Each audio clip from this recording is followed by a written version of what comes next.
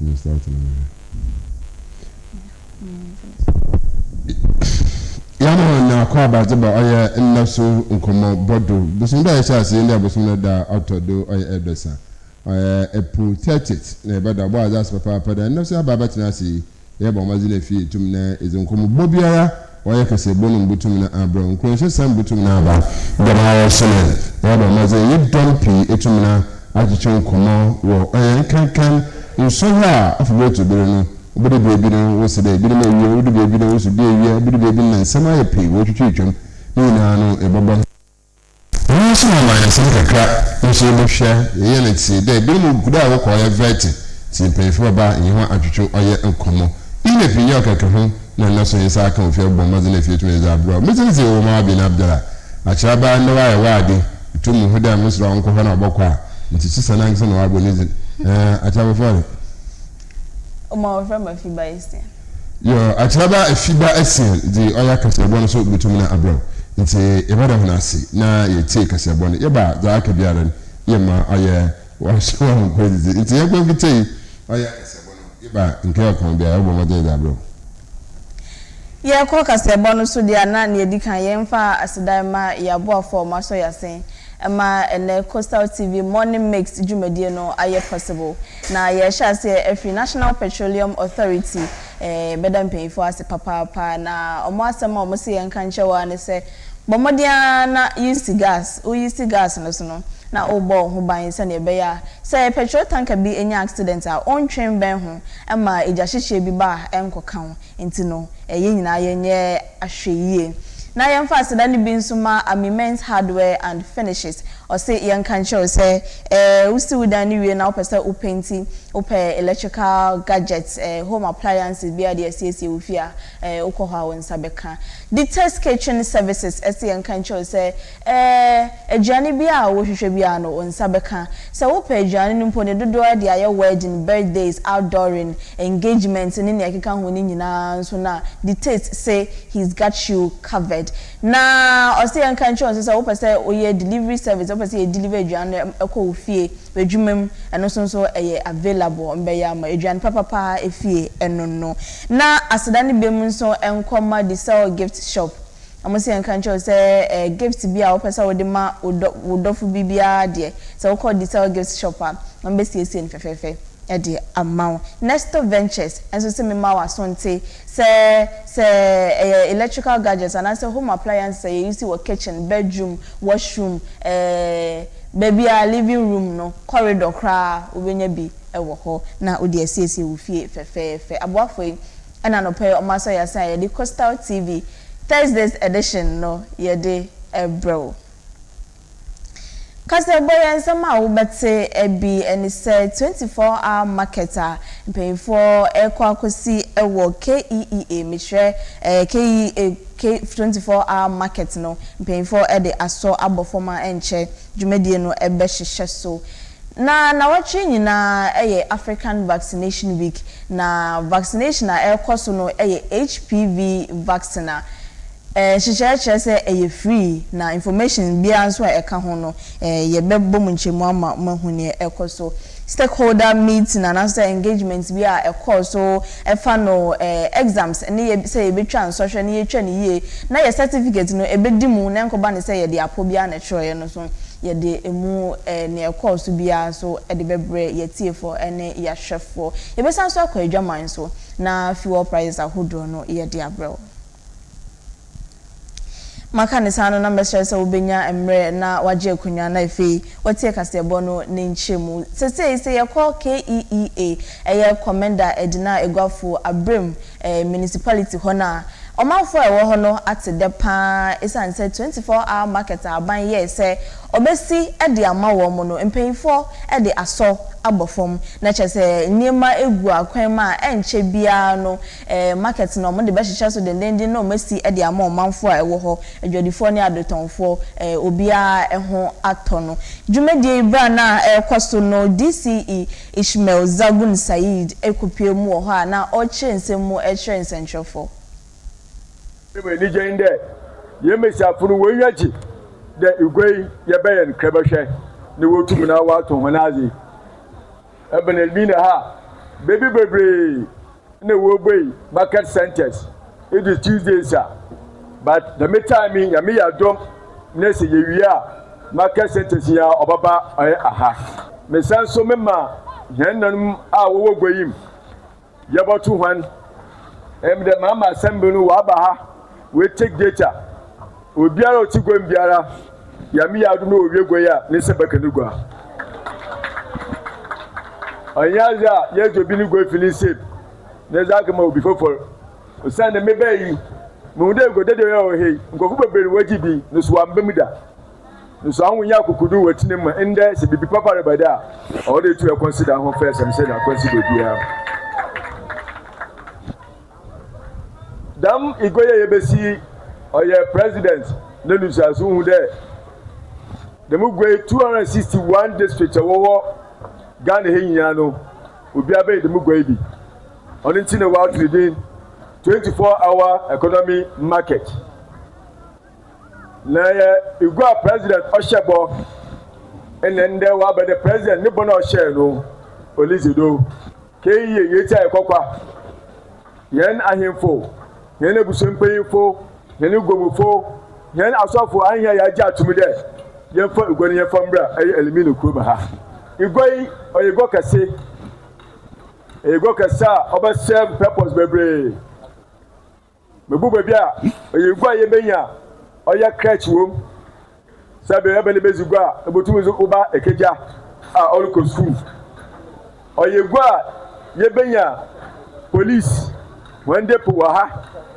eyegwa yebenya hospital waha eyegwa yebenya fire service bebia wo watira waha eyegwa bibiara apedation outside the nebenya no waha nti onyegwa keke eyegwa no bubu nti na egwa no asasa na yehwehwe da egwa no oye 4.5 acres yamina do aheyewo 8 acres nimu 4.5 acres na yafe yedi edwumai na mission bode security fuba waha 24/7 lighting system bibia o de egwa wase kebia no wase baka na ma mesanso inde ayenso yombo contractor ina mo se oye bia no wotum na waye se contractor no oli adwuma na se yehu bibi e bia waachi a mesre mama yenko contractor dey straight wombo assembly amanye na assembly oba pump contractor no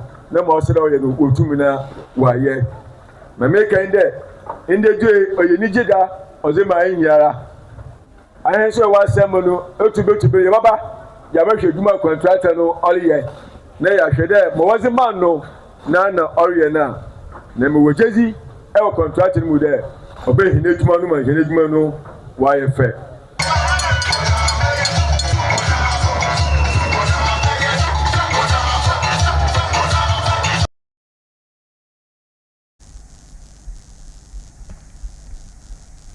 Jumedie nasono edina manhene nana kodjoko ndia otoso ensia enso ensemu nsamchefo wo mufono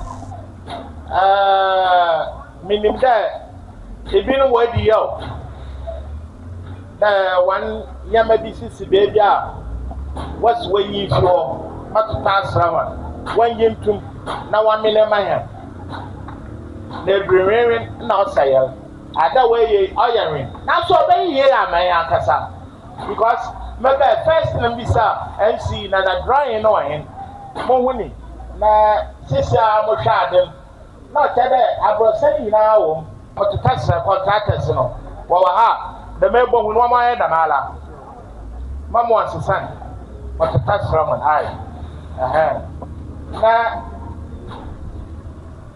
echiso idiala market impenifo mototasa ramon no idiala owo baby tira ya wa show nizin no wo wia wa fa na agwa ya dan wa fa man na dam social media na wa aba no ebinum wa kasa wa da me musba da men kawye ma sambat benizin ya dan ambla hu ebinu wa agina da wa shepeni na awroba wonim da wale twanwa aza wa ye wa hey sisi akase ya be ya ba pa mutam na wa shafi ya to kase raze eduma ya fo na ogbo wa ho ban papa mama yerbo body bia on kadiala egwa bia no so no mo nsam dot wo bebe wade bibi ko ba be di kana o wade bibi aka shawa ya sre ya ka hohom nse jelu tay ya pray di guduma na zo ko na si se ya sha si tuti ato mutu na de ya dan afon ko fie ana ye dro ho na egwa na no mo nsam na ma tuta se me sha fo na wo bota na ade no so bebre ho abaye na to sa me won tama ofin wala ale hwa wo yan ko ni dim ma ka wa nto ala be de tomato si ma ka wa poto wo so de wa poto ala be na anyo wa nto ma ka no ma agbon wo de bogban mo tuta sra wa ayin na ye le begwo ma wo me yan ban wo nua dom wo me yan kan ya de de nnua wo me yan che nua do amanhira so aedan wa abado ona bo pocho baby primary bi sameda ma me nanom ona baby a ebi gada mo wan mo botan wan momai mama de na pa we bi baby an to sa wan momai fo do ya dan wa kan mo to tasro ma yan kan na no pra po no oya nan bia iza yel baby an ya dan oni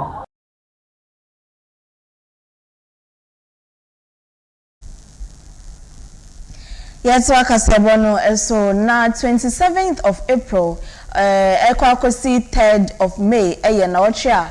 Ewasa fane nyina yedi esi ho na so say abibri mind teacher yedi esi ho say African Vaccination Week. Oba Ghana ha say ya Ghana Health Service edi esi o mani so say vaccination no HPV vaccination no na omode be ma omanfo na me ka omanfo na me kire emmofra emma a omedi emfie no enan ana so say mofa nche emfie no nkuno ekwakopem emfie du 9 9 to 14 years and omode sa HPV vaccination we no ebema wo mo eno da Coastal TV yene Madam Elma Eliplim Eche oye health promotion officer owo Adisado Urban Clinic ho na odini juma yene no etwetwe nkomo na ochie yemu ensem bebre efasa HPV virus ene HPV vaccination ni ehu ne wose omanfo ehu bia no ochire mu Nation week na watch a yeza yeze share yen various vaccines a yeze mboframa another impenyufo nti onye necessarily dem mboframa nkoten today HPV say onye mboframa nkoten oye for yen adolescent imbesiafo nti oye for vaccines yeze share yen vaccines a okọ yen mbanum a yeze share most ma ohia saint ohia de yebo vaccines na onye today my kind onye only Ghana or yeah African thing the whole nation the whole Ghana the whole continent yes into no was our African into onye Ghana nkote na world celebrating but it is the whole Africa that is celebrating it ena yeze botai bi na yeze si ye nenwado botai ni there or your theme ayazato ayerka vaccination for all generations. Vaccination for all generations. Into every generation vaccination is needed. For every generation but as in your day ye hunde mo from no mum ono se etumbo afraba no hu bana obudrum bribi na afra no wenya dem e bambo enti se yerba bia pedo obona owo bambo shunko bia Oma yerba yerbo no hu ban onenye vaccine no on hold kese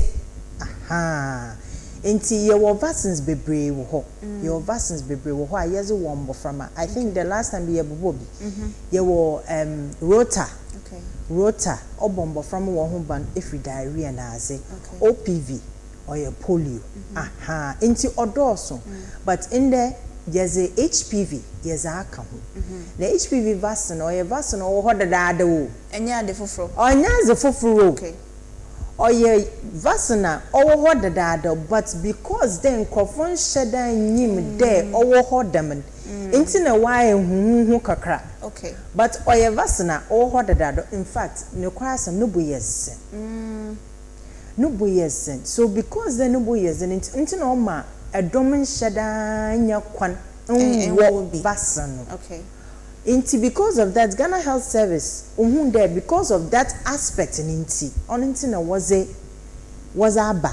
aban when who there no in fact yen mbofra man sisi anyama resesa inti yen kafa vaccine bi yen koto ne yen fama yen mbofra man yen nketesi for free ye wo age range wo yezre mo 9 to 14 yezre wo so that we tuma abon won ho ban if cervical cancer ho anade if HPV yareba na nkasa ho na HPV oya aboa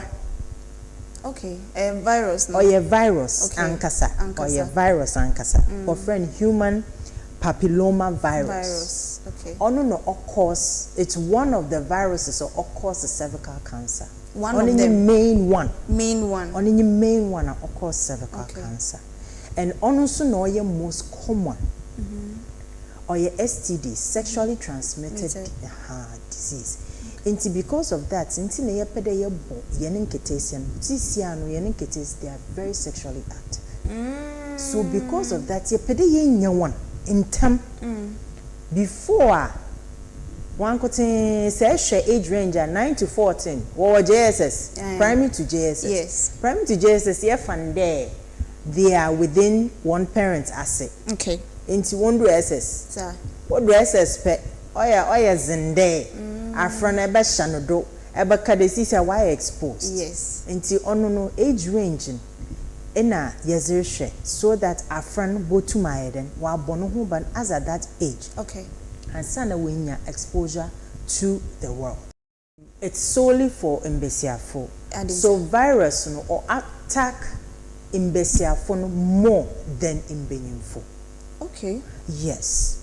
The reason is say most STDs are because they imbesiafo yen hono meboy more. Inti when you kwan viruses when you kwan to me baby kama. Okay. But imbenyinfo no hono man. In fact, it's only one way. Inti them one way no obotumaye den ezinde abwo bi botuma aka hye inchenchen baby ba mbesiafo in fact sabio yeni ntokro na owa ase honom odoso inti obotuma aka hye baby abra enyim de abwo bi hye ho. Oh yes. Inti it's more common there besia benya STD than benyin. Campaign was started last year. Okay. Yes, started last year, as at last year, October, last year. And I started the main campaign for HPV. Into I today year tiado. Okay. But campaign A in Ankasa is just talking about today. This year's routine drugs. This year's routine. Into Eba today Wayne and Abibia. This year anytime be able walking be an epede edgevasana, ebotum zawo. Into onye day yenyambre anade chide yeko fie no sisi ano yezeka routine ho into yeba school health mpoa ma yeba enye day ebibo wom mboframa na wenya between 9 to 14 a wonye bidem yebotum na yeza awo.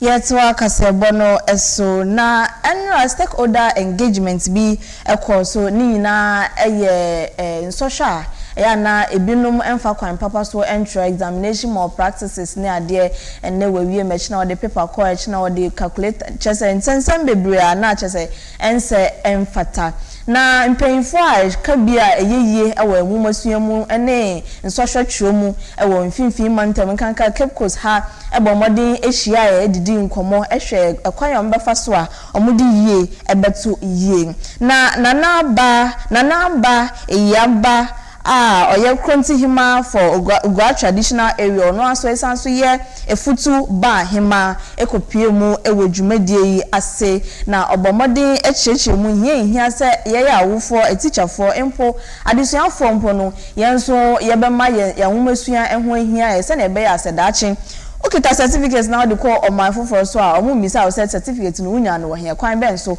e na wo fa so enya no ya dada ya sana yebi another district biari ya regional director or hobby Since I'm West Wire, regional director couldn't go anywhere because she is here. Next time, I think we'll have to take a cue from this and see what we can do. I suggest that today, Central Regional House of Chiefs will be said that we'll be a meeting, there will be a slot to Kakra. Now, when it's a education sensitization, work on the various regional houses will be about traditional councils so that I am for national waters because most school will move now they be around more results and yeah. Look from the ornament as it and can't no wash or wow and I Brantian and Catessian and one as but say on him I say my ibinum should they will disseminate the information and to them match about sugarcane market one day. We share market queens in another market women. We share one more leaders in when you want. So please get down to the people. Get down to the people and let them understand what the situation is. In fact, just as you said at the last point, one day, if we don't take care, nations outside will not recognize our certificates. Because at an area, how do they know that you know me?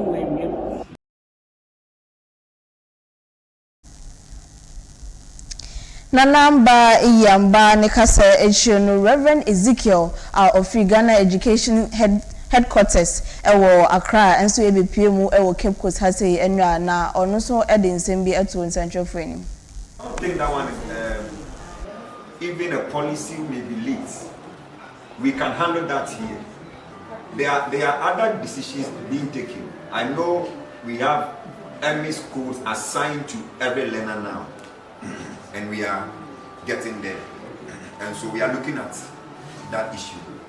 But if, for example, you are a head of school B, and then the learner moves from school A to school B to register, and then you just ask for just a simple clearance from school A before you get admit that learner at third year, first semester. That one alone, if we decide as a region to carry that particular, just that, we will handle this to a particular level. But the issue is sometimes it's not just about the registration, but the monies that are also paid. And so I believe that it's not only about policies, because policies are implemented downstream. We can sit at the top, tighten the sanctions here and then, do all of that. But the truth is that if we, the implementers of the policies, are not willing to do the right things, whatever is in the books will remain in the books. Please, are you getting it? But having said that, all that you are saying, I'm taking note of them. We will scale it up so that the management takes use of them. But we have to look at what we can do here. And that is what we are talking about. Because now we are projecting Central Region, not even Cape Coast. And so you may be fighting against it here. But what about the other parts of the region? And so we are ambassadors today. And so whether cops, whether chance, whether traditional authorities, we need to come together and then handle this issue. Dog alone cannot handle this. And I understand where I was coming from. Last year, we nearly lost one head in one of our schools because of this same examination malpractice. There have been headmasters who have gotten their bungalows and their vehicles bent down, all because they told themselves they will rise up against examination malpractice. But the issue is, sometimes when we decide to do the right thing, it's not everybody who may stand with you. But the point is that at the end, a remnant will be saved. And so let's not give up in doing the right thing. Let's not give up in doing the right thing. The truth is that I'll ask the students to also speak. There are students who are writing the exams who are against the malpractices. And so they themselves are not interested in that. I remember one student who came and said, the answers they brought to the examination, they were wrong. And we could not just stop our friends from writing the wrong answers. But they could just see from the answers that they were wrong. And so, about 90% of them, see, they were in the classroom, in that center, they filled that paper. And so sometimes it's difficult in our day. And that is why even in our curriculum, we are now looking at not only we've been able to do the math and the science, but we're looking at cultural literacies and other stuff. And so I believe that, like Doc said, education should be holistic. It's not only the certificate, but what about the morals? What about the integrity? What about the honesty? What about you being truthful? Because if you put that child at a place where that child's resource is a misfit, I mean, you are going to just disturb that particular child. So I believe that let's not just wait for policies to be drafted and then brought to us. We are the implementers. I love the way Nana was communicating. If we have such chiefs and such opinion leaders in our communities, I'm sure we can drive some of these, agenda they're talking about. So let's not look at the policy level. Let's look at what we can do downstream.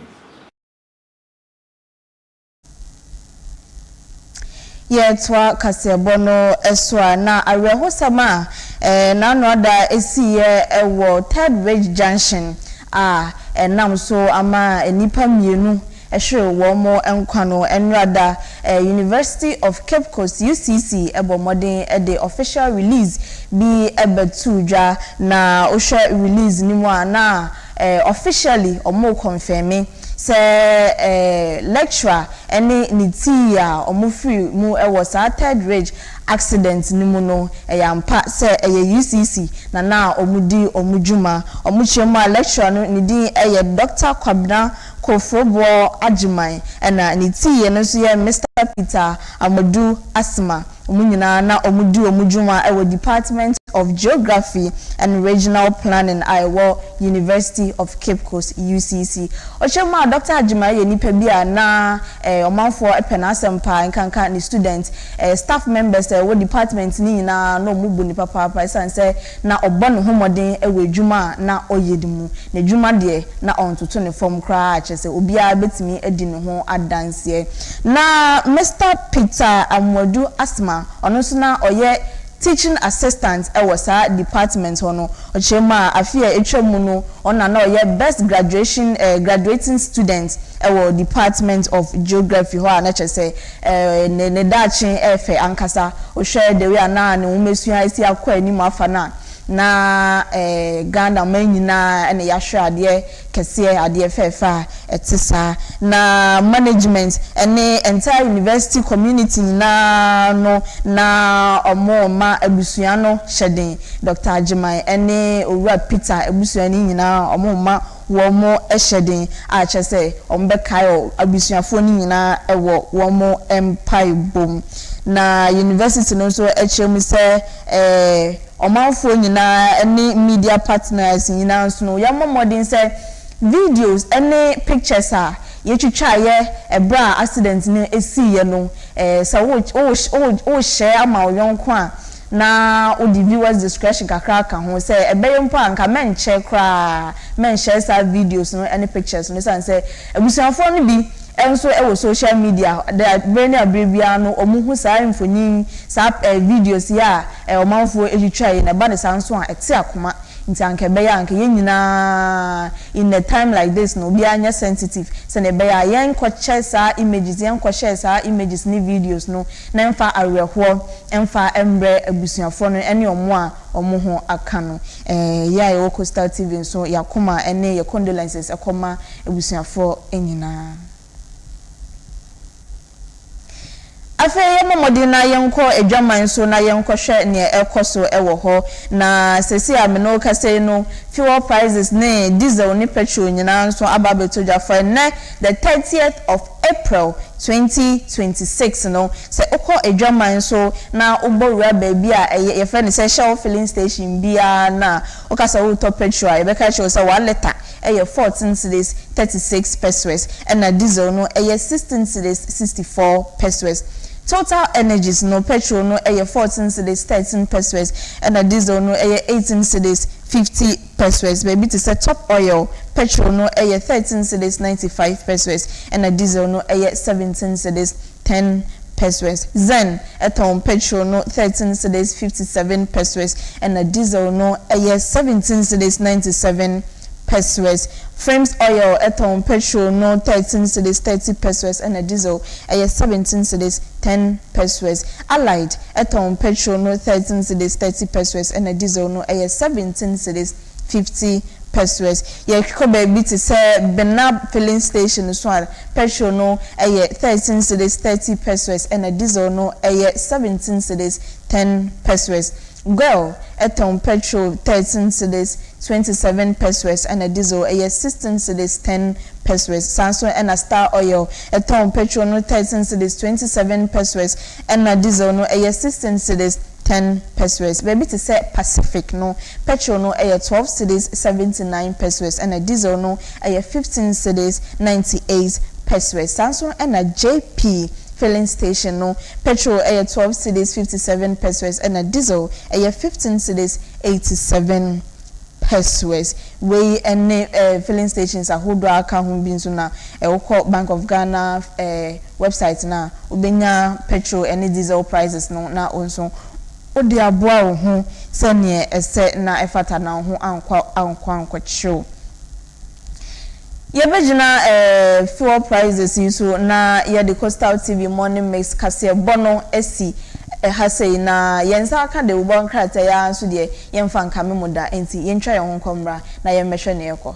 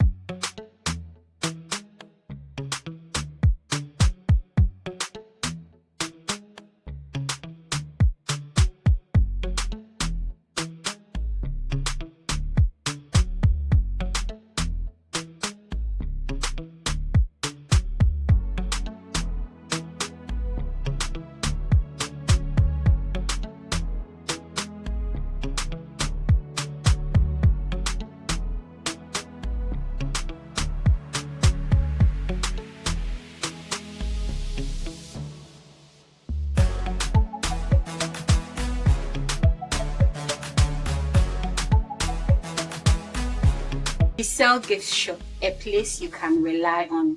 You call on us and we will deliver. Thank you.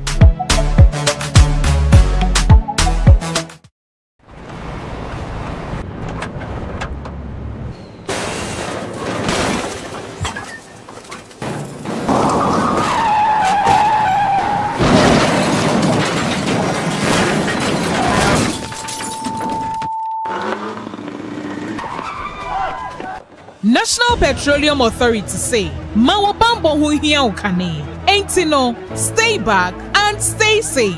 National Petroleum Authority ebo obi bia kokose se fuel tank enya akwanhia na edane a menko ho nkwaye wadwen se okosesa petrol ana fango no na afin so menye wadwen se wo ben fuel tank enya akwanhia ne ho akwa kodwitwa videos ana pictures na petrol ana fango wo hwen so uhua ko wo mu a enye sunsun asobone ewo apomeden sem so fango so eho ahometinti no enfom so akitu ebi ebetumi ameja tom amana gise ewom eba ne saa nipa dodo timi femu hyehye ehwe mo nkwa emeja pade dodo na nso esei eno nti memfa wo nkwa nto chacha enye saa obenu ho nkwa na nyina se wo hu se fuel tank bi enya akwanhia na adane amafango no ebugu mpa hwa na wa aman ho da stay back and stay safe. Emomo no aya fredum jejumayefo ana posifo no momehwe nso ano utumi nso efre National Petroleum Authority ewo 0302 550 380 kaise wonkwa wo hoi ehu hia bebre esensa afango no kokoboi National Petroleum Authority ene de bro.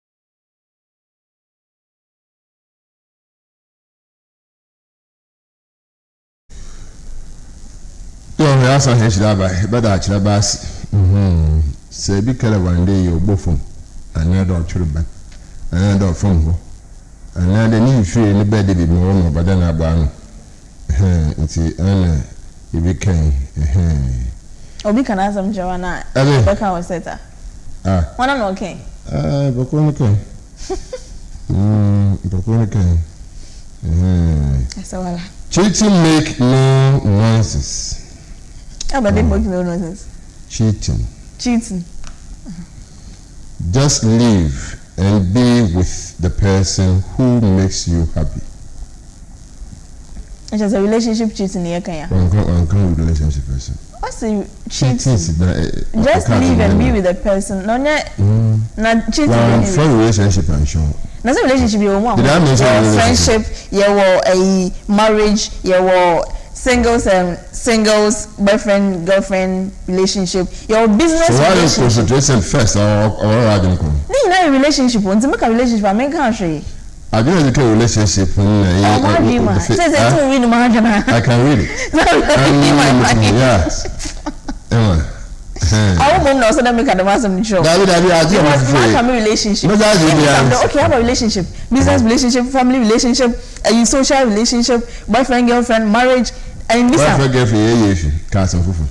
And this more. Let my boyfriend girlfriend I didn't say yes on your relationship. It's a relationship. Add it. Go on, continue. Nine. And also then cheating. Cheating makes no nonsense. Just live and be with the person who makes you happy. Simple and short. We are saying bien. And I make a relationship, say a business, say a marriage, say a dating, say a just friendship. Need now a relationship. And as a relationship, not to be woo kwasya.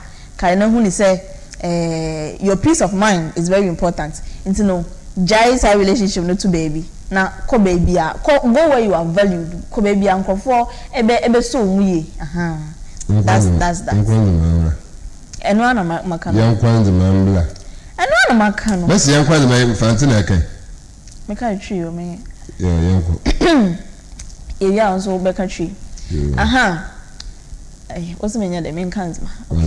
Eti juma mi eledina. Epeke ke se enye wie woke onva ke beja onva ke beleye meni modate ni bi onva ke oli ejimanu onva ke ele ol ankuli ngom se akabia mo eba homo amanfo peke bebu okwase na kachina wike eba we weekend wa ho alkamo amanfo bazuo nu boy alkamo amanfo ba wike odon converse wonzo na onike betutu waaze ekayo dike kwa ati se de alkana amanfo lebu okwase ben bo serious ben gawo ben go bejima wele ye ndo ase ebukan ase mukan edo benze wo status se ebukan wo se mukan wo fiken na kwa alkamo enwo badowa one twas me ho on case ma me han na odon ko kile nu ha wo twi me ho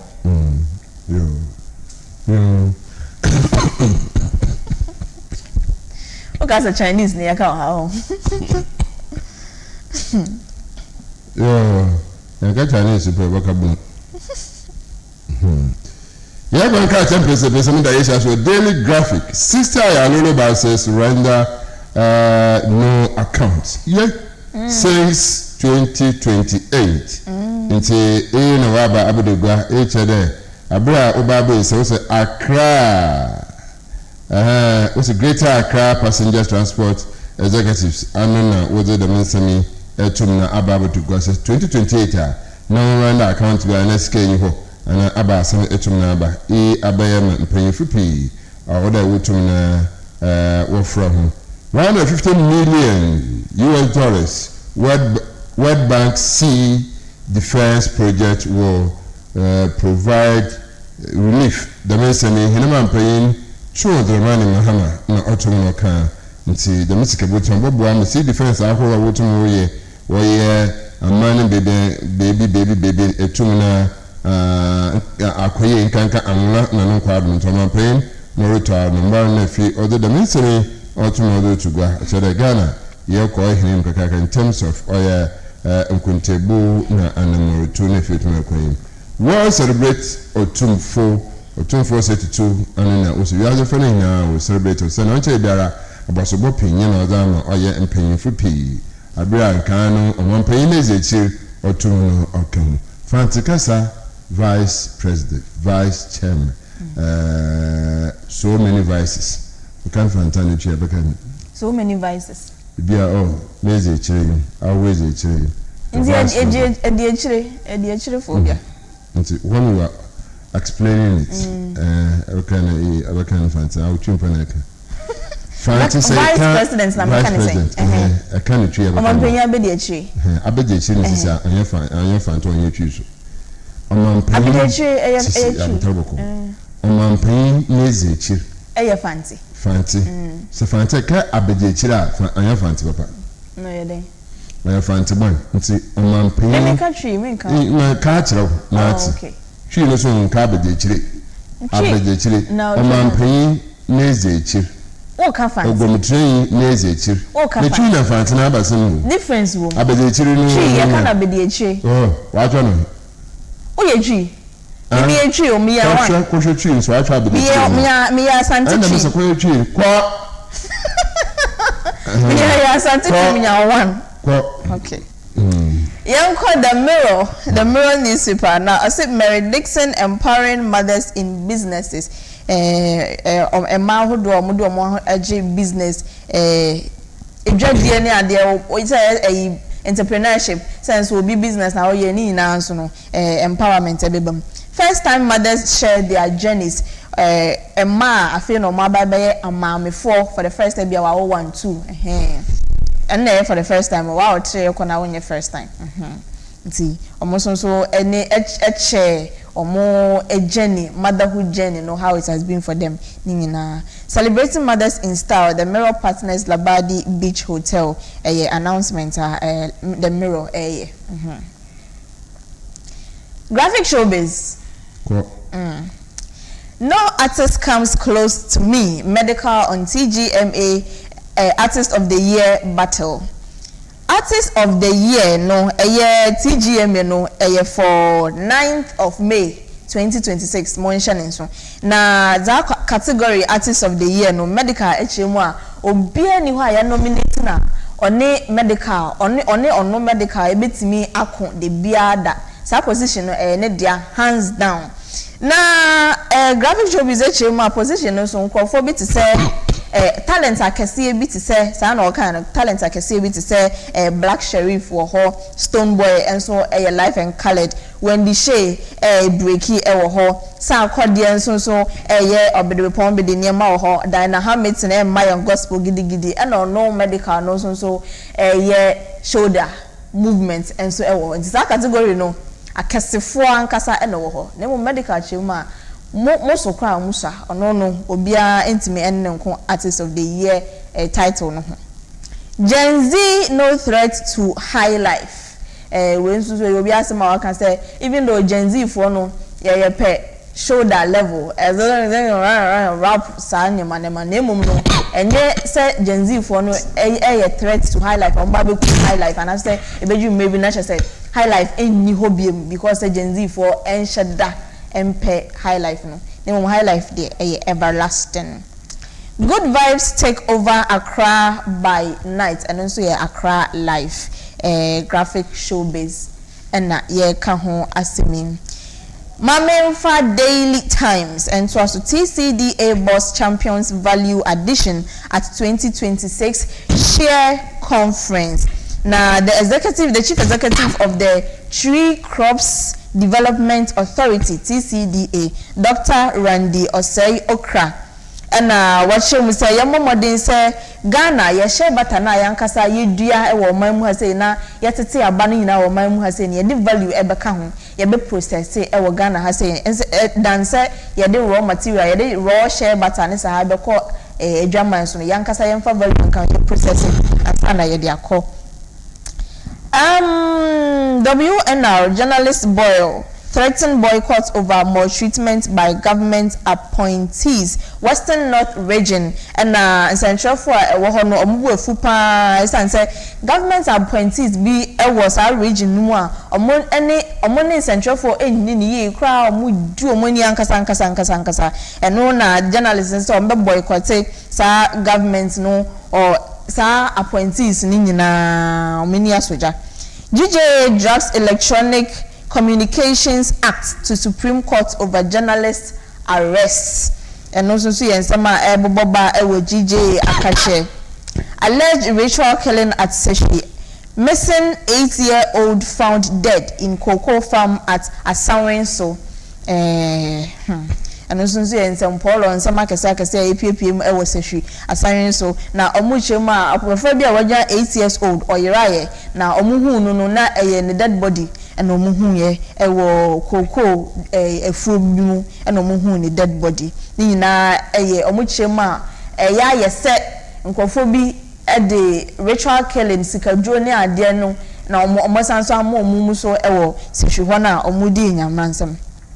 Editorial: Is NDC shying away from the anti-witchcraft bill? Public raises alarm. Na anti-witchcraft bill no just say do call parliament and yenne anka by now nka wose ma pass amana be law no e come say and also so akwa yet to say LGBT de don na editorial wo Daily Times bisa say NDC aban no say omo eni omo ho enfree anti-witchcraft bill omo pese omo nti omo ho enfree ho ana so say it's saying question mark ena eda ho and pay Daily Times na nso ne dia odia aben we so every Africa today or say attempt by GTC to stop Omanjo from celebrating 2026 Homowo Festival backfires. Homowo Festival no anka kamia say GTC paying for your margin sanka omoma festival no emba so na emum no sa attempt ni nyina no ankwa nkosi aga. Iyoko arrest former Jihawk MD Maxwell Kofi Juma over alleged financial misconduct. Iyoko abomode ache former managing director now that Jihawk ano Maxwell Kofi Juma Maxwell Kofi Juma adena kwa kopiem police for catches and so omuchema allegedly no financial misconduct kasembi ankoyi ewo ho ebi akwahye nkofo pass ebi kwahye nkofo botom nya na sese yedi sika ne no ene no ene course nti yoko say he should come and remove his mouth omra no meyi ne ho ano. Energy Ministry refutes $700 million energy sector debt claims set a record straight. Energy Ministry saying as a minority can say $700 million be na a car abano a day energy sector no nunti ama dumso aba na emom no enye akosombo ejana ejahehye na ekoso no sa sensem ni nyina no nokra bia enim nti obia enhye ne so sa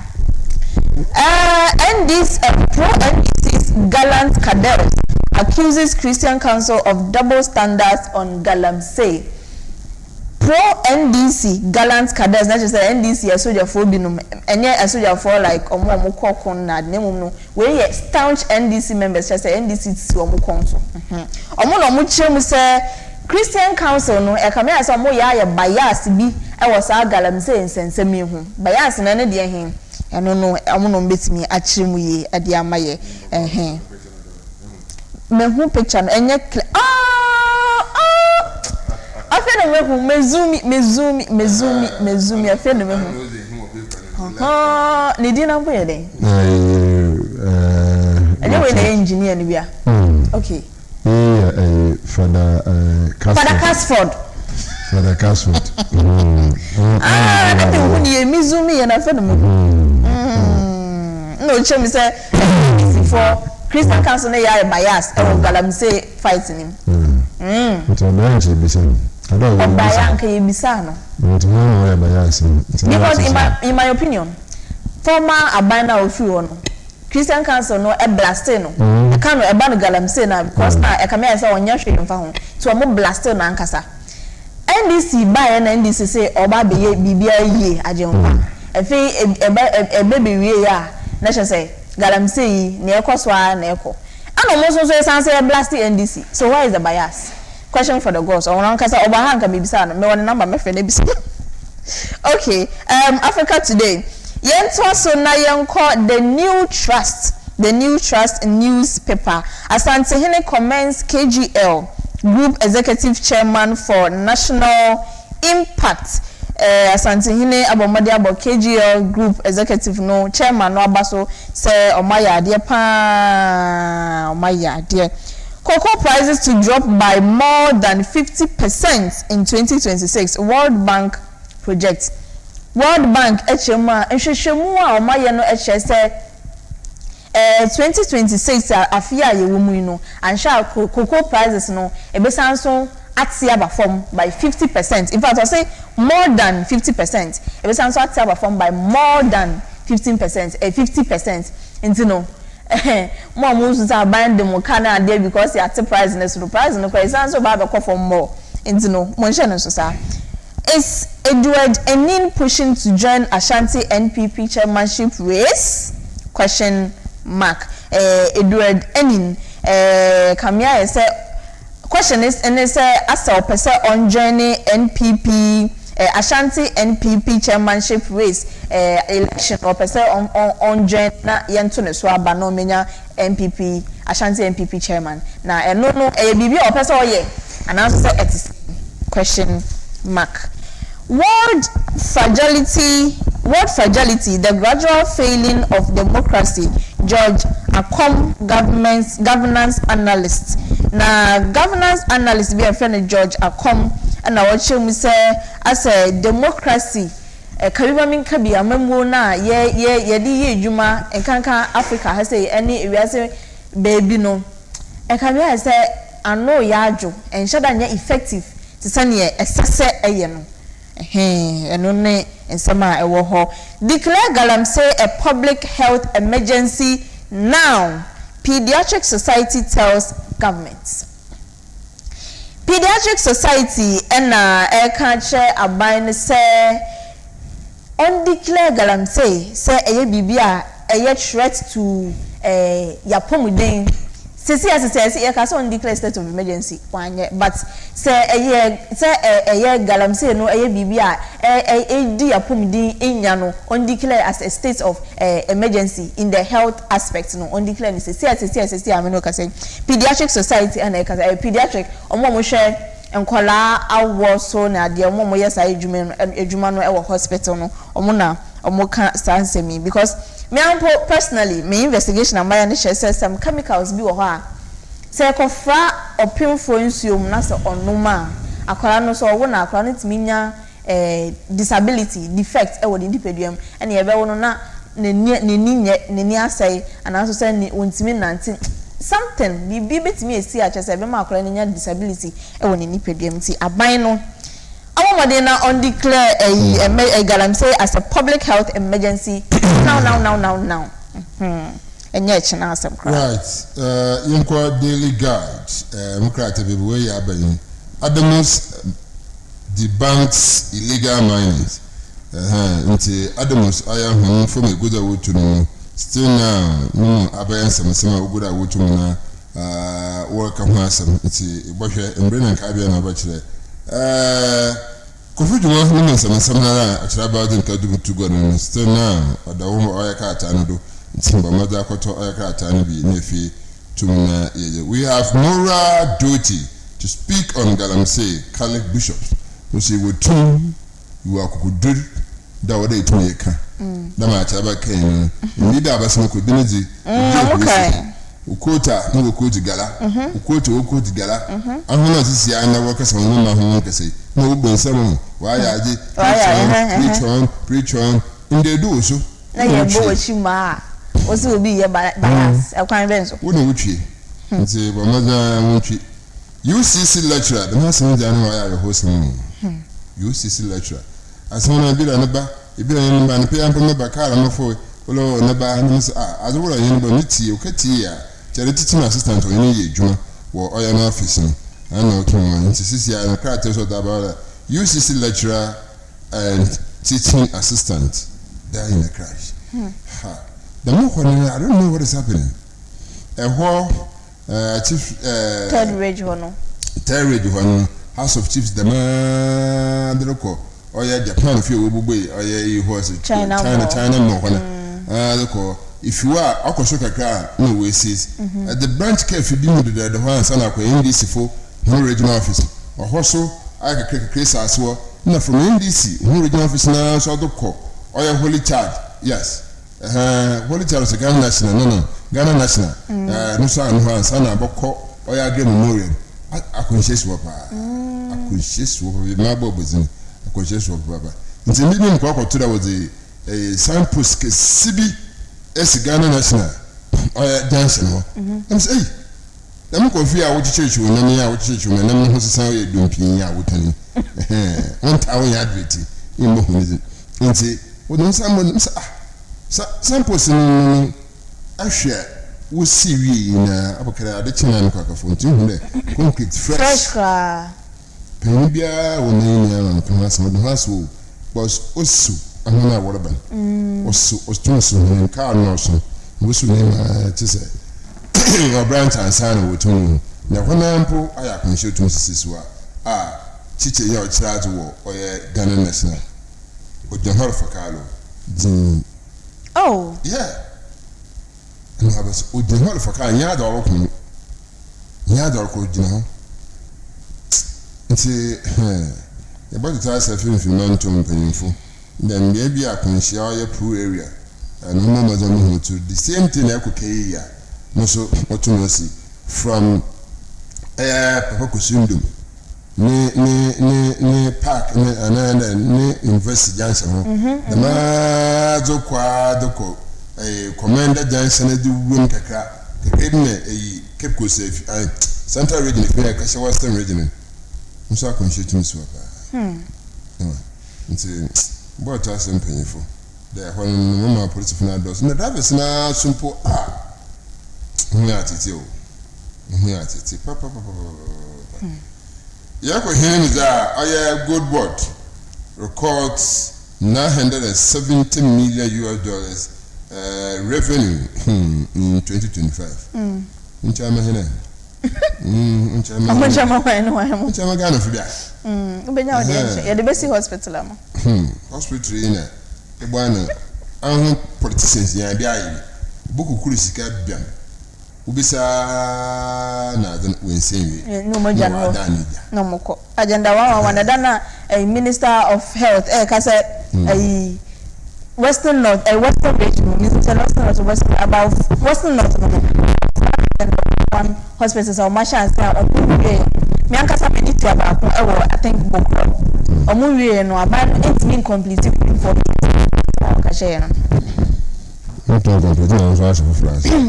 Almost as see another one for a free primary health care normal lunch. Almost as well see other.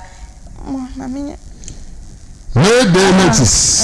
Mayday notice, Mayday notice. Nti oya first May ya mobwa achina. No. Nti igna for ya honda. What's one how we celebrate? Happy May Day. Happy May Day. Okay. Happy May Day. Kosa TV. Idan some people babram. No sana yeshe igna ni biala nde bana so yin wan kasa. Yin kwa shama ka shine nti na eba pro ebaje neze yesika asama afia akwa pro aba wodun efun dan na akacha ho ba asam na akacha ho ba asam yen kwanhye bono so ho ho nti yeba pro na yempefu etwon atwonko efeben kwen. The Chronicles say armed robbers on IGP Yohanus radar. Intelligence-led operations exposing miscreants. Na IGP Yohanu nenia bresa crodom. As I say, armed robbers are my dreams some obey operations. Ghana has said, "Ebe anka munko strike or munko suspension because munina mudine mo fie mo address in our IGP Yohanu ne office. Onya strike say kim obechimo because I shall say achichin krofo bi so I armed robbers for bi so ewo oman mu ntino na ni abre pa na adwen say mo ha adwen wo kwan no so ni nyina amfa mo ho nchemo kra. Kofi Juma arrested again. Kofi Juma, former MD for Jihok. Ne ho asam na meka ye no. A Goldfields Ghana Foundation marks World Malaria Day with strong push against the disease. Goldfields Ghana Foundation and nanwada na ye World Malaria Day no. Omode nhihye bi egu akwanma ye dwumadi ana kasa no mu kan nyina ne se malaria na se ye bomode na ye ko na efiri ye nchen kra efiri ye mpotem aba ye ntem hwe ebiem ano ye nsama ewo the Chronicles anopay ye ko yin ho ya nsam no mosaic gina wo oye daily satellite Kofi Juma nsan yara na so aba abedegwa e chere papa Kofi Juma ba mus we go court. You're going to remove his mouth. Koneki one if you onto papa. The national minority which is in the attack, hey, man could be there again. No, can South Africa. Also, a two months ago, with minority there, sooner banner South Africa. We to attack or again from the other autumn of what. They will. Once girls high school case 2. And a person no I could do. Now I don't know then. And a plain American fear there. Why did you accept Muslim teachers at your school, but you don't want the Muslim student to pray? And that's it. Sa mukoya ya na achimota de rasta boy and no international or ye near akese this Mr. Debia Ghana no me friend is a cosmopolitan country. Every religion, every tribe they survive here. You won't conform with Buddhists, Hindus, now all courts for no so any religion. You have to allow everybody to express freedom of religion. Everybody should be able to express their religion. As long as it is not a disrupting academic work in Unkwadi, you have no right whatsoever. How long does it take? Just a few 3 minutes, 5 minutes. We agree on Echo girls doma or Moscow. Echo boys doma or Moscow. Woko Christian Paba as from school and say. It's only missing school. Be I mean, SHS are no quiet porters. oko yes me the girl be no me demetri Aisha very devoted Muslim girl. Oh no it doesn't matter say yes so once me anya ni nyina in the day now omo de sheme enwumre no meboa ene enwumre no ye nyina ya pon prep no at that time what me spend be 1 hour mpaye nko a and other Christians who are home so mpaye in the comfort of their beds. Will you go and tell them say omunja Debbie it doesn't work like that. Since in Asama no don't court Supreme Court is there our board of governors they don't have any locusa abofran botman so court but one court no school no e bineza Methodist for I want to to school I want to school I want na Methodist for ponkan enka hwe ta akafa wala akafa abatwa ho ya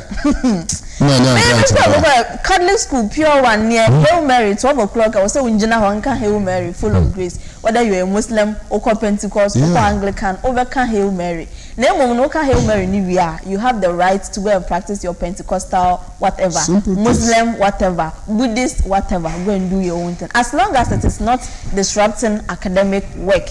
That is all that matters.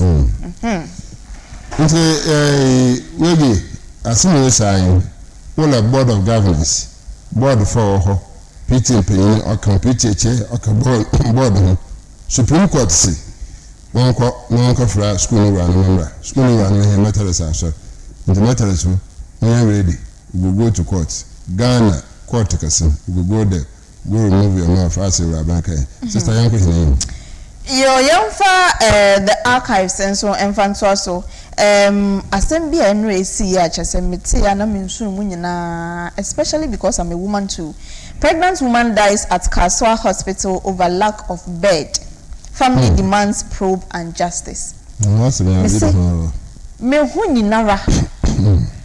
Hey, and according to reports now the woman was in labor walk and she started feeling all the pains and contraction for about 36 hours. When Dr. Biamana Mibisa said, now what to say, have a heading. Or call Sanford Hospital and you refer to KCM because I don't know, yes, CS Nadia and say, Uncle Mother and Child Hospital, Ewo Kaswa, na Yanko Yen CS, Ojuha, you say, bed. Recovering mother no better soon into no. Yan Shanuponi Ashan and you may be saying, say, Oba have a heading. For 36 hours, this woman was at the hospital. Obia Shanu, Obia Bisano She. According to Nippon in the call hospital, on Nankasa Nasama or can just say, Obia Bissan is how we want to say you. Copper said. Mami, on any banner or shiny yamni na gone too soon. Gone too soon. Because there was no bed. That's not the first time I will be a woo or my womb because there is no bed for the Pakrona or Yareno. It has happened several times. But still na yensuya yen lesson be home. After all, a buy a beckham one some 1 week, 2 weeks na trade sound na bibi akwa de di ntino yento aswe second day Takrade assembly demands sanitation courts. Second day Takrade assembly and almost say empren ya abanya na OMAR set up sanitation courts ni bi ewo ho tane be ya omo amunni omo ye fi a ye ka omo ntino betimi a prosecute omo wasa court wenyina. Police intercept over 11,000 rounds of ammunition at Nkwanta barrier. Police intercept over 11,000 rounds of ammunition at Nkwanta barrier. Ammunition is just say weapons, it's only bullets, ne bombs, ne tear gas, ne yakika wina. And say timemuni biano illegally or onyasa adia no ewo no ho. And no na police for I won Nkwanta barrier no omaje weapons who can in Abumani na 11,000 free omo muchomo. Now also me can say IGP ni abre ewo am robbers name mo am pesa mo hardren wo kwan so no na se ni abre pa mo ina mo woni radar no so nti no ye bibia na wadren ho tutu cause nsa so mo a ho be che wan kasa voter MDCEs signed 24-hour market deals today. And Volta region, MDCEs and no eba sign 24-hour market deal. No, that just say BBI so fe. The archives Nidia or they are burning. Now, your call daily post and so on. I say gold board triples revenue, cut spending and generates operational surplus of 909.8 million Ghana cedis for 2025. Nina sika gold board a generating Adiama Ghana in the year 2025. President Mahama visits Fuvemi to assess tidal wave damage. To say reports I also say tidal waves epona ben maybe uncomfort no abana nim do I should say bubu uncomfort dan say niema ne ade nti no President Mahama akopiem ewo Fuvemi mambo di ni ya na mo de acheme I should say tidal waves na assess niema wo ho no akɔhwɛ say costen na etisen nkofo ho tisen. Ghana's stability restored, credibility regained. Ato force na or Kasayo finance minister or say Ghana economy no aye stable ankasa. First name him ne jina na ba kon say jina na mienu so jina pintin it is sanity. Daily Democrat I say Ghana IMF begins 6th review. Hona finance minister say economy na jina ne nice no Ghana ne IMF amasha say omo ye 6th review etoso nsia eno no Joy FM must retract and correct false power supply claims according to Ministry of Energy sector no kasa na ochema Joy FM publication bia e was say omo no omo twisan sans say false and Joy FM over to you people. NDPC seeks consensus on Ghana's future. Ghana boosts local gold refining partnerships. To say no gold na ya yetu o man na ya nkasa nso ye pese ye process ansa na ye de akwa edwaman so no Ghana aban ne mpanyifo e kan bi ye bo modern ye partnerships abeboa amasa nhihye ni nyina edimu e wo Ghana ha sei. Heath Goldfields violating mining law over Prestia underground access. And also in Sensembia Costa will hit Goldfields or Muchema or Mofa and Rano and Yejuma a fan a ban or mining or moye and Kanka Prestia underground hono mining or moyeno as a Mofa and Rano and Yejuma cry. Ghana must undertake 7-day prayer and fasting. Prophets can come. And now all can say baby or man corner was saying in try 7 days fasting. Emma Ghana for na prayer and fasting and fasting kwa one prayer now what should come. So na be more money be kui. The Canary or say Akpalu fight Iyoko's power to prosecute him. Oh, when it is coming then it is doing. Akpalu and I say Yoko for need to me be say or no Akpalu no on be prosecute no. I didn't hear. And also say story for another time. Canary report one no unye bia on sabeka. NDC Zongo caucus wants branch elections postponed. NDC Zongo caucus say yam postpone the branch election bia eba bekoso no dintia. SEC deputy boss calls for urgent investigation in Ghana's capital market. Peasant farmers celebrate outstanding leadership of Eric Opoku. Peasant Farmers Association or more boss Eric Opoku and as I say no more bona basopa say the leadership position I share in San so measure Peasant Farmers Association so no or ye juma or boy juma nkasa ne juma so sweni wa ya de ankasa. No then Sambia Koso Ewo the Canary. The Ghanaian Times or say illegal structures on waterways to go. Minister Emma or Kasei Ochema. One must see sorry. One must sit dying. As I say, is your queen, baby. Oh, dine no one. Now, first, no, in so taho. just a washer and so tar a while never ho nim say ho no so tar enam ho but what block kwano esti wo dan chenchereche esti wo saa dan no any future esan se bebubu ni nyinara egu fom ubi a westi dan ya esti nso kwan mu no be warned, you are very very warned. President Mahama visits tidal waves hit Fuveme Blekuso and also so yes some made in kan asem da. Supreme Court dismisses bid to strike out Wesley Girls Board in hijab case. Someone here kan asem here and the Ghanaian Times and so at the atwas o my enquire. The me hijab in the praise ya Sisera. Where am I, Abayas? I don't understand. Cry, because urban to school fees and can't to school fees. Man, cut a Muslim from no trade. You pay school fees. Muslim for Christ, for teachers, Oko school, Okachaz. So, how come there with the hijab should be generally cut hijab, do the year did them. Sanya de Rasta, so ye did Rasta, so the year did them. I don't know whether. Is or home max why with me Sabazo. I don't understand. You are giving a couple of Haraba for so while I said I can feel in better to mention. Now, as a Alabuan, as a son of Banaka in terms of a chinabi, no so identity can come from emotion. A small uncle, a small rablet with the door on the day. Ye person Harbas and her, everything. The main problem now. How's the Kakamana? Teacher, Arama, baby, call back.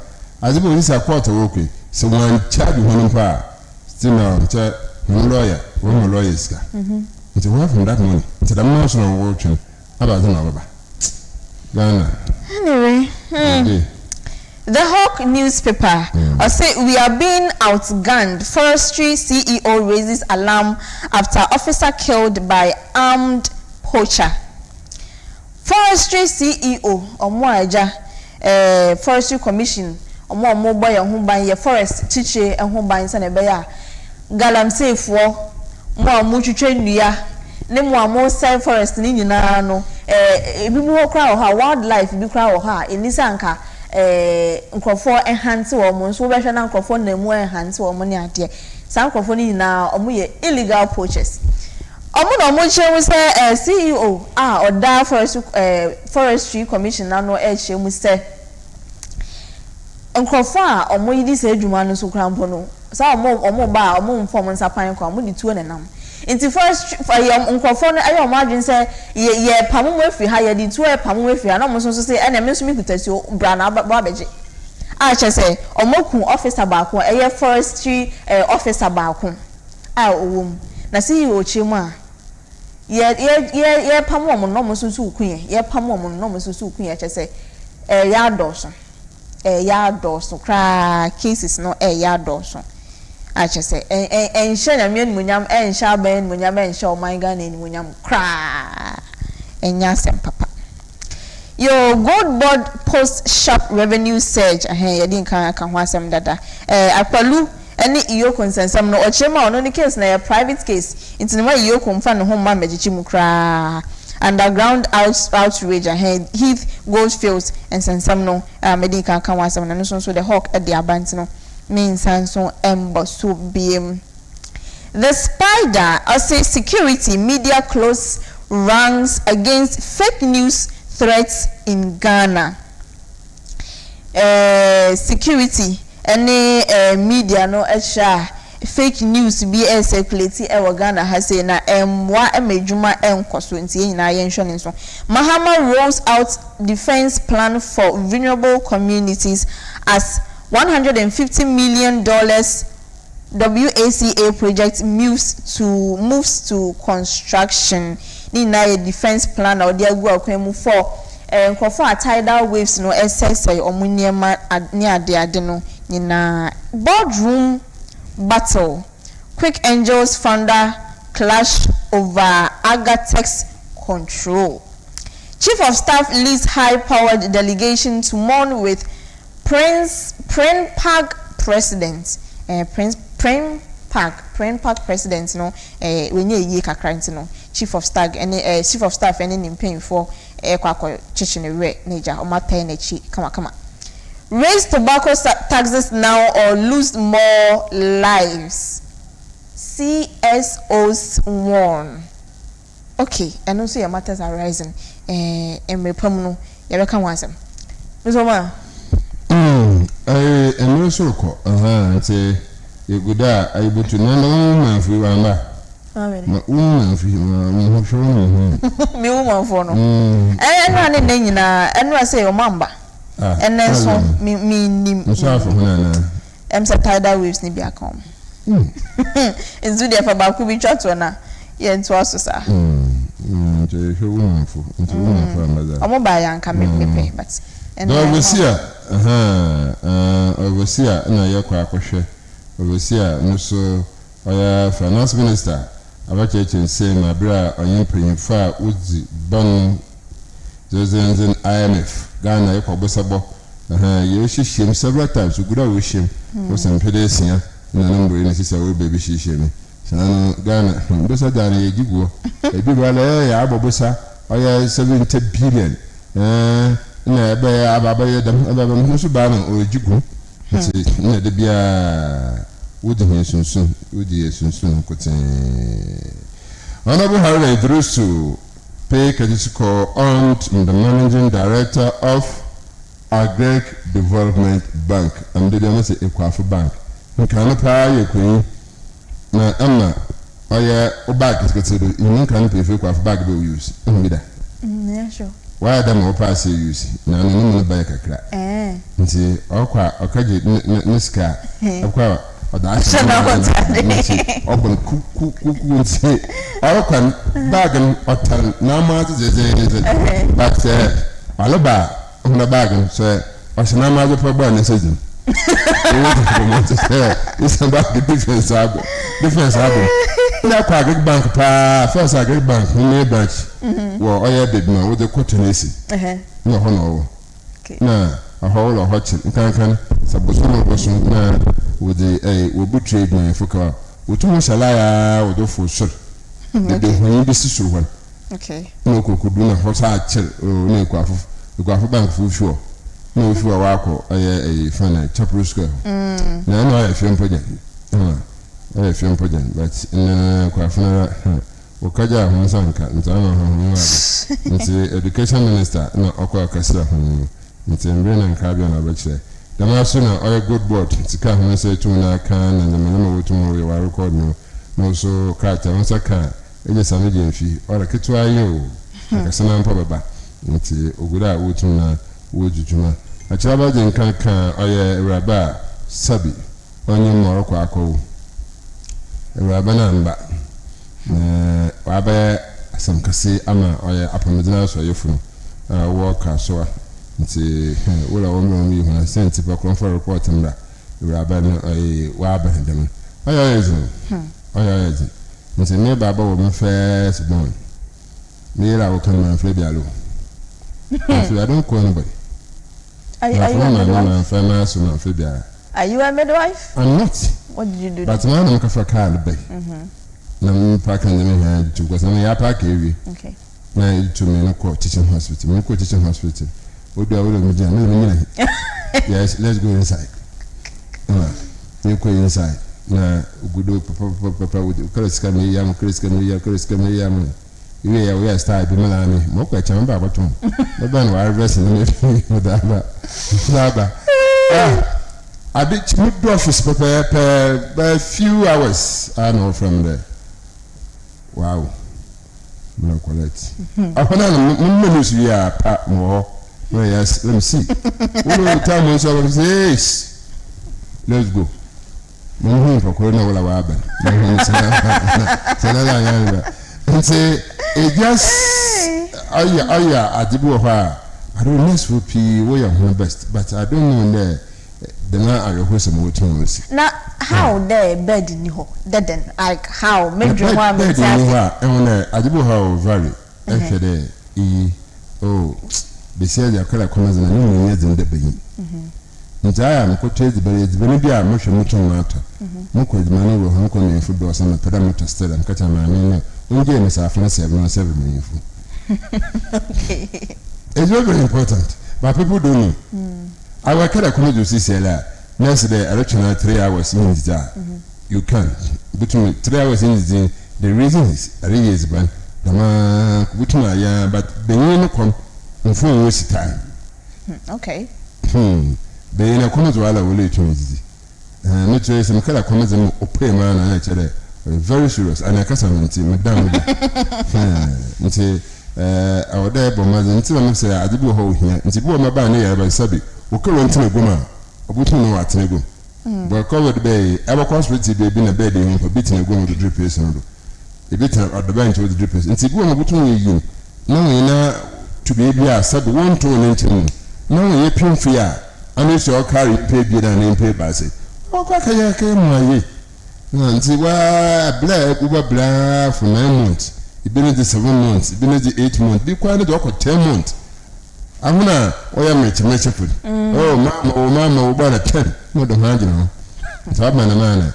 No, I bred them no say now, bed you. An emergency situation because social the way I didn't hear now. I want Canada. In Zankebia, normally or dreams say be a very easy, like light, normal one EB. So the can call Sanford. No, career critical, no, must say this is CS. This is CS, no, meaning to one cock a sim, Kaswa, mother and child. Hospital hono na omunye operation mano according to nipa now or recount story no say omunye ono omano praise you e na nurse baaku bi ka jo mo say bed ni ho ya den beto so first at teaching hospital no see na wa bakano me yanku be no ma me yalenta that's go back na doso na here bi e ba bakanta fo akabi dan ko fo nkesi na ina ma no kwa na ma me. But I'm here relating to I go hospital, you well a bed in Doctor Bishop said that what happened into a local. Them say, let me catch an man and enter my meter honey in it or the bench. No matter money. Say, me uncle told the man, he said, I'm cooking amboa, me cooking pengu. The businessman window, hospital in a basket. I didn't want to plan I find a basket there. How come they be here if you're how?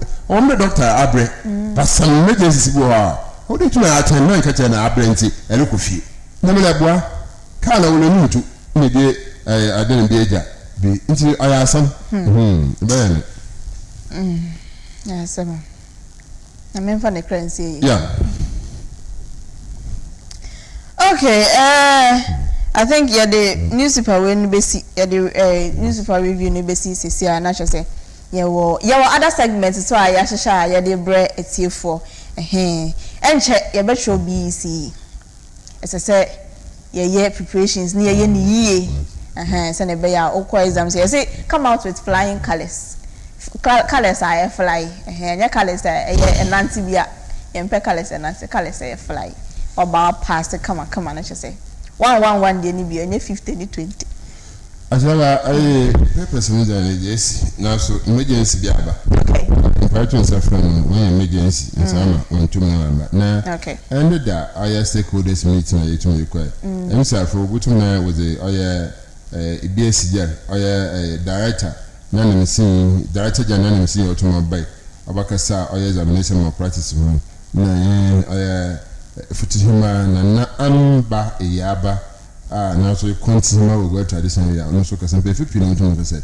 Now, maybe some question be warrior program as my question then say they find it very, very difficult in terms of what's I'm fantastic. Can also make a couple of them. Okay. And to make a fantastic man and by Yaba and to church and to the chairman. All I remember is so deep into my common task. Mr. Wayek, no, Mr. Chas, yes. Such as I mean, was a Central Regional Controller or Wayek. Mr. Charles, I didn't know Wayek for. I'm going to say, I have private exams or home office. Don't know draws, Papa, Wayek or big conference rooms or 2 cater from Kita for 500 plus. And he said, the mid be in the match, like 1,000 and over. Ubuyen, maybe I didn't Ubuyen. na we twa exams bi alim and our the same people our so na wo hwe oye exams in Canada schools wo ho hu vigilate to kan so wo the external one to ba nti why there you may say we don't have the bia hu twa hu exam unfa the same thing unfa amba another call for na che man na stand na mentasi because my Africa was from class 1 from 3 junior high school or coach exams are what I can say how nti aya sifin wire papa nti yehwe na amba eyaba na kase okay na opeyin ni so abel Reverend Ezekiel nti yankohwe ayankomo wotumo boy na yaba on tie bia nkomo bobo tumo akodo na fi etumi eke nti emisi I one boy na fi yenhwe na amba eyaba che ya dada ya sana yebi another district area met regional director or hobby since I'm west why regional director couldn't go anywhere because she is here. Next time I think we'll have to take a cue from this and see what we can do. I suggest that today Central Regional House of Chiefs will be said that we'll be a meeting, there will be a slot to kakra wo now waka when the education sensitization work on the various regional houses will be about traditional councils so that I am for national waters because most school will move now there be around more results in yeah. Look from the ornament as I can't know I shall wow and I might say and Catessian a walk on a report once as but say or him that I say my ibinum should they will disseminate the information and to them match about sugarcane market one day. We share market queens in another market women. We share one more leaders in when you want. So please get down to the people. Get down to the people and let them understand what the situation is. In fact, just as you said at the last point, one day, if we don't take care, nations outside will not recognize our certificates. Because as an area, how do they know that you know me?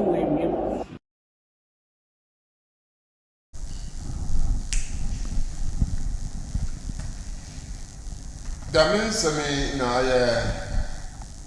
Nana Amba Yaba.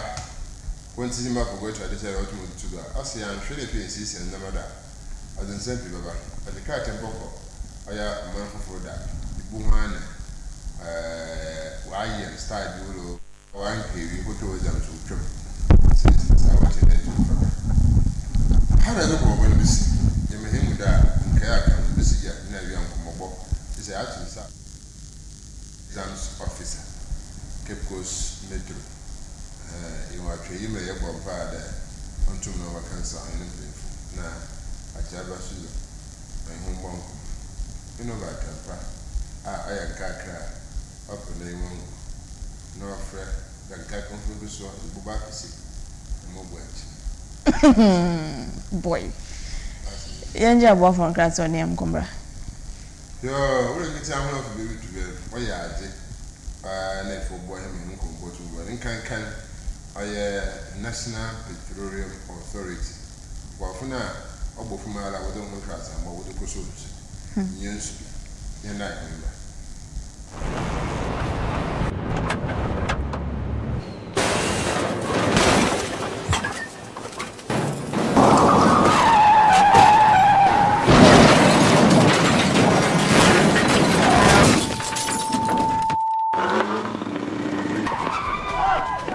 National Petroleum Authority say, Mawa Bambo hu hiya ukane. Ain't no, stay back and stay safe.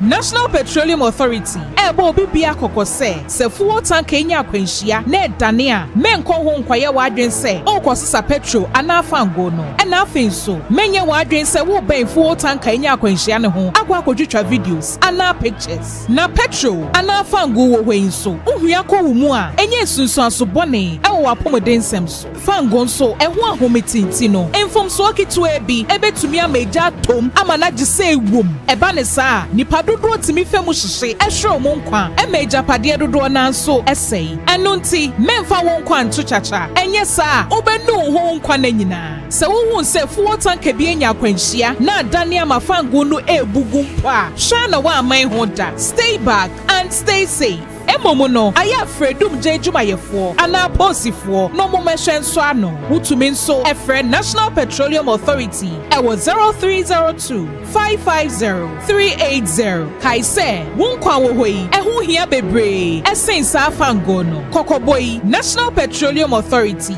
enede bro.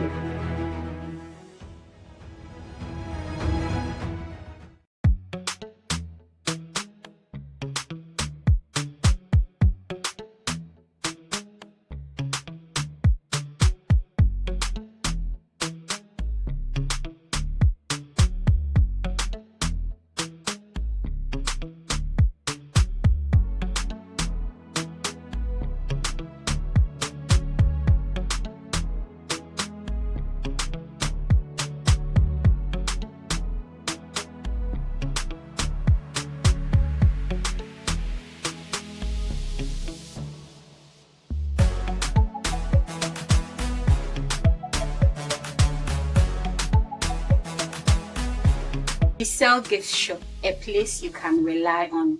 You call on us and we'll deliver. Thank you.